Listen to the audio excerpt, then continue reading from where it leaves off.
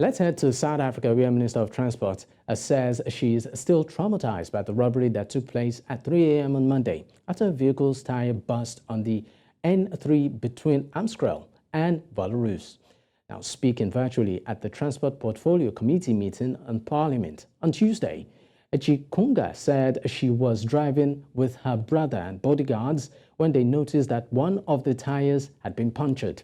Now, Chikunga said she attempted to phone someone when she had a commotion outside while she was in the car. Nonetheless, one of the three robbers walked up to the vehicle, unlocked the door, and aimed a revolver at her head, demanding money. Meanwhile, police are investigating a case of armed robbery. Now, Richard Mamabolo, spokesperson of the Police and Prison Civil Rights Union, joins me from Gauteng to, of course, shed more light on this. Thank you so much for joining in, Richard. Good afternoon to you and the listeners. All right, now, how does the police union perceive the safety and security situation in South Africa, particularly in relation to what recently, unfolded with the minister?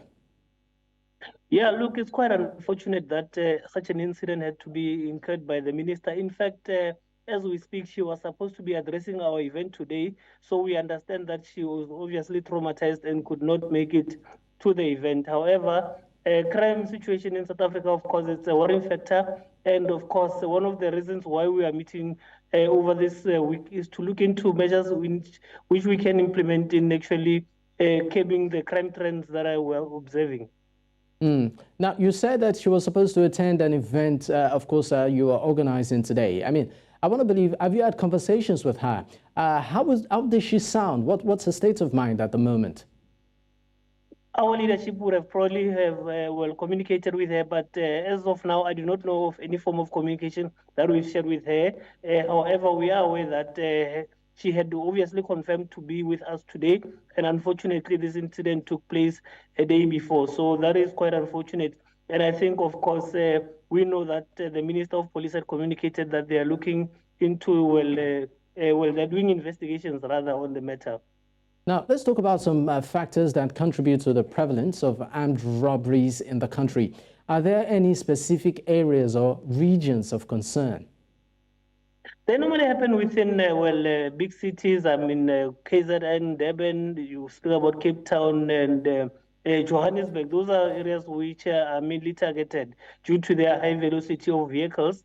But there have obviously as well been different units within the SAPS that focus on such aspects. And of course, we know that we've got a wide spectrum of private security as well. So there are definitely measures ensured in addressing that challenge. But however, it still remains a huge challenge at the moment. Now, let's talk about the root cause of some of these crimes, particularly the way it seems to be on the rise. How does the police evaluate the response and effectiveness of law enforcement agencies in addressing it and also preventing armed robberies and violent crimes, particularly from the root cause? Yeah, part of the assessments that we're making at this event that we're hosting today is to look into the root causes of all these criminal activities.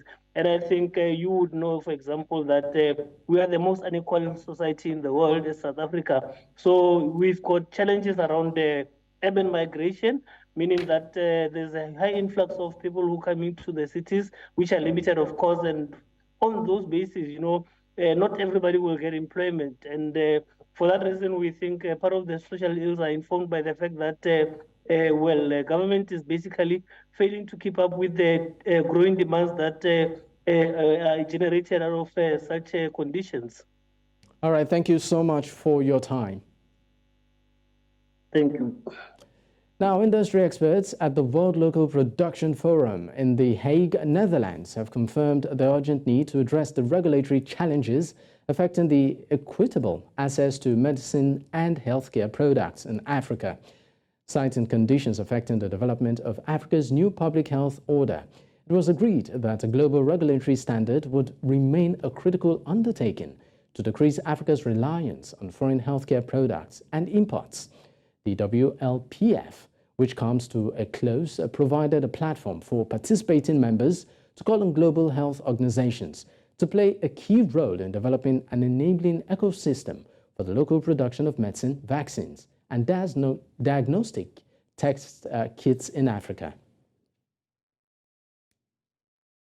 Of course, Michael Myatt, a business strategist for investment and manufacturing, joins me right now from The Hague, Netherlands.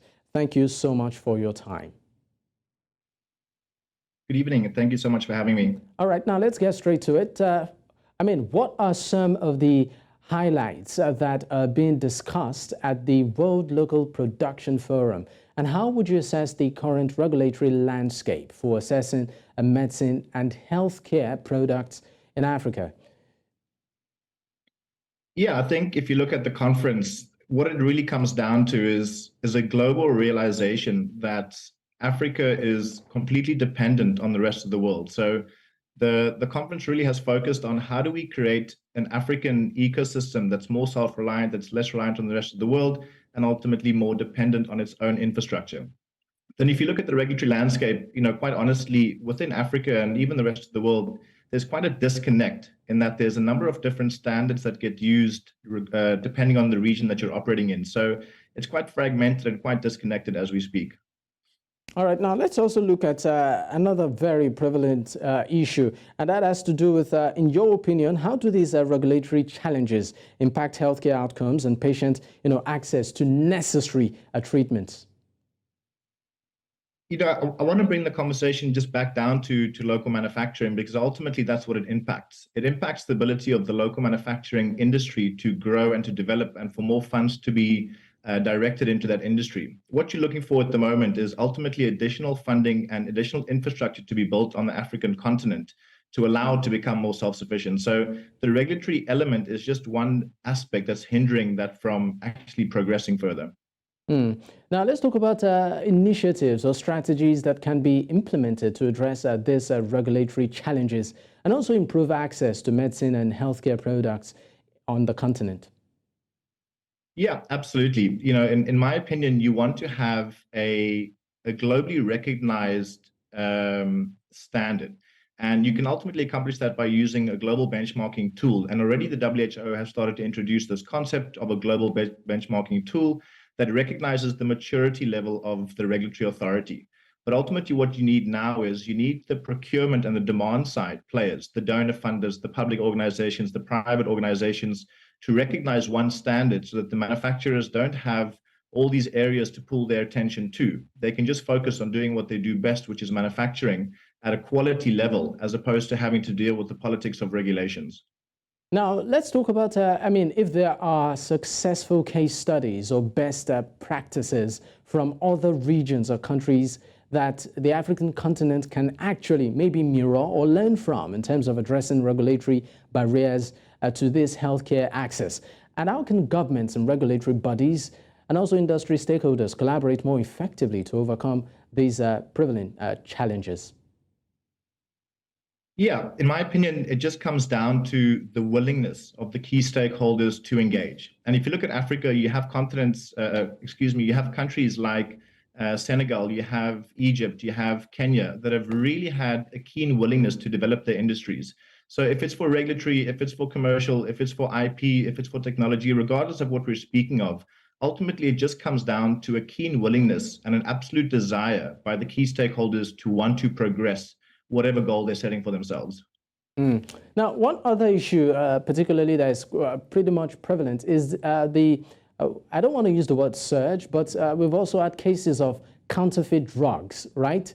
And the government in certain countries have tried to sort of regulate this, but at some point it looks like the fight seems to just move in circles. In your opinion, what do you think is responsible for this, and how can it be curbed? Look, if you go into what's responsible for it, ultimately, in my opinion, it just comes down to greed. The reason why people sell counterfeit medication is really just down to wanting to make profits and not really having any care for the recourse and ultimately what transpires subsequent to that. But onto the solution, it comes down to the regulatory authorities having the ability and the skills to monitor and to control the industry in country. So at the moment, there's a number of African regulatory authorities that need additional support from the rest of the world or from within the continent to upskill not just the personnel, but the guidelines and the frameworks that they're managing on a day-to-day basis. All right. Now, there's also the talk of a global pharma sabotage. What do I mean? Now, you talk about world pharmaceutical companies, the big ones, sort of monopolizing the market and, of course, stifling production of certain products or vaccines in certain countries. We saw that play out during the COVID-19 pandemic at its highest when, of course, the issue of vaccine production became a global discourse. How do you think this particular hurdle can be scaled? Yeah, you're 100% right. If you look at Africa, Africa was on the receiving end of inequitable distribution of vaccines during COVID. And ultimately, we were last to receive our vaccines and we had paid an absolute premium for the doses that came through.